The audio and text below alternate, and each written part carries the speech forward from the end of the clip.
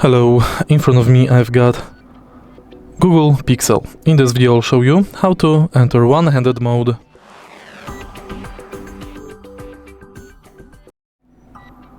In the beginning, let's go to settings and next go to gestures.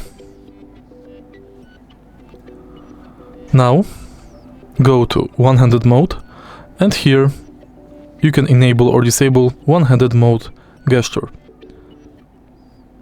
To use one-handed mode, pull down the top half of your screen so it's easier to reach with one hand. You can also enable one-handed mode shortcut.